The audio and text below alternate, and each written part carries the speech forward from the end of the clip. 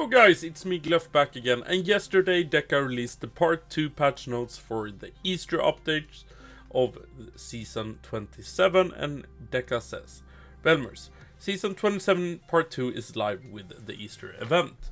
This update brings new Steam achievements, rework of the third dimension, and a set of quality of life changes aimed at improving visibility and overall gameplay feel. On top of that, the Easter event adds a limited time biome, encounters, missions, themed rewards, and a new battle pass to progress through. Jump in and check it out. Battle Pass, Cycle of Renewal. The new Battle Pass offers exciting rewards, including 700 gold, season-related items, and much more. You can also obtain 2 new Infernal skins. By progressing through the Battle Pass, you'll continue to earn Phoenix Embers and Phoenix Blaze. When you complete all tiers, you will receive a Pyreforged Arsenal, which allows you to select any seasonal item, excluding cosmetics. Take a look at our newest Battle Pass exclusive cosmetics. We have the Ember Owl pet skin, we have the Magma Rock skin for the Druid, and we also adding a new tier 5 skin in the Celestial Quest. Meet the Ember Golem Samurai skin in our exquisite Celestial Garment quest. Okay, that looks like a pretty cool skin. Easter.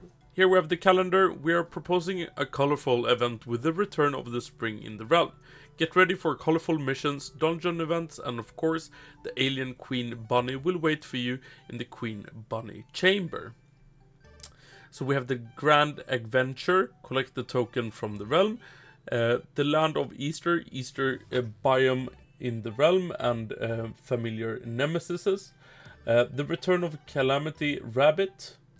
Then we have dungeon events, the third dimension, Cogball Steamworks.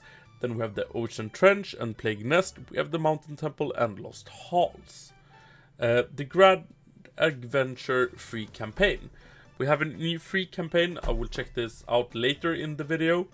Collect broken eggshells in the realm and dungeons to progress in the free campaign. New exclusive cosmetics will be available.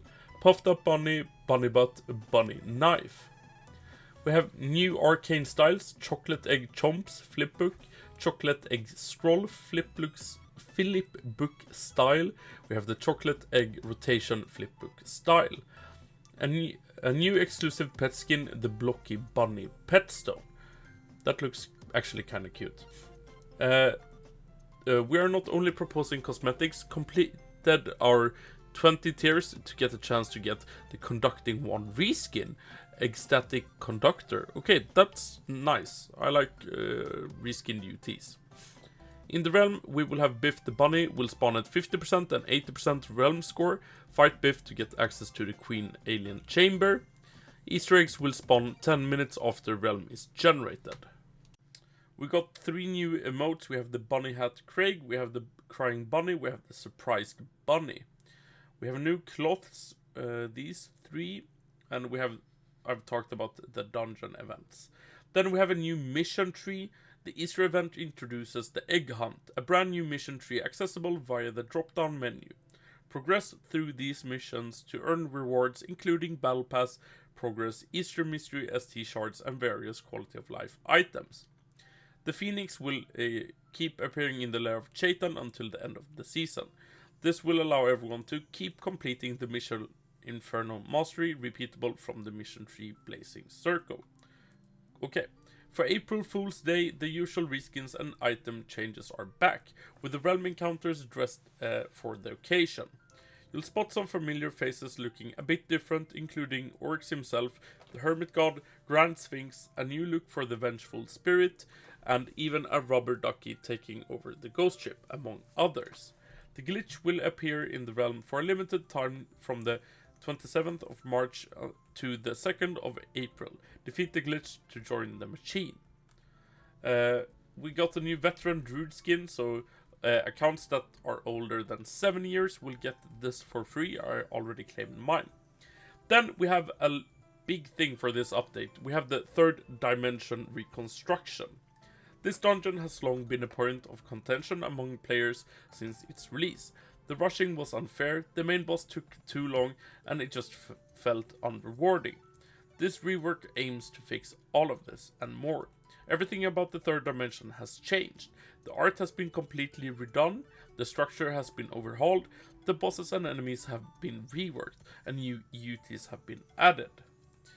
So, they talk here about the structure. The structure of the dungeon itself has been changed to be more sprawling. The guaranteed treasure room is still present, but now it appears in the second half. More can still spawn in the first half. There are a handful of rare rooms and some ultra rare rooms that drop potions and new UT ring at a higher rate. The dungeon is distinctly split into two halves, functionally being two dungeons for the price of one. The bosses and enemies are considered the worst part of the dungeon by some. The enemies made the rushing unfair with how debuff heavy they were and miserable to clear because of some invulnerability phases. Invulnerability phases across the board have been cut down or removed to improve the pacing substantially. In addition to the enemy reworks, rare enemies have been added that have a 1 in 10 chance of replacing the typical enemy spawn. The bosses themselves have been changed to be more engaging. The worm boss has a smaller arena with new attack patterns, and the Tesseract has more involved phases. She now uses an inheritance system for added variety to her fight. The first phase adds projectiles to the second phase. The second phase adds a minion to the third. She has 3 different rage phases depending on which phase you fought first. That's very nice. The loot in the dungeon has changed quite a bit. All tiered loot that drops from the enemies to the boss has a guaranteed slot. The consumable now heals 100 HP in addition to what it already did. A hybrid support damage loot has been added for the bard players among us. Both bosses can drop a new Morning Star intended as a utility focused counterpart to the one of the Fallen. Rare enemies throughout the dungeon can now drop the Ring of Cubed Wisdom. It grants some wisdom and relative stat increases to all other stats based on how much bonus wisdom you have equipped. The Tesseract Goddess now drops an elusive pet skin on top of all of this. Then we have a new gravestone set from the third dimension. I kinda like that 6-8 grave. And the 8-8 grave is kinda cool as well. Then we have 7 new shiny items. We have the Wand of the Hidden Knowledge from the Cursed Library. We have the Adamantine Helm from Infernal Abyss of Demons. We have the third dimension Wakasashi. We have the Staff of Unholy Sacrifice. We have the Wretched Rags, and we have the Vitamin Buster. And I think this is the trap from the Bogud Crook dungeon. Then quality of life things. We have a new opacity options. We've made some changes on the opacity options based on the feedback we've been receiving. Instead of having one general slider that affected everything, we've replaced it now with individual sliders for each category. The goal is to give more precise control and options so we improve the visibility in game.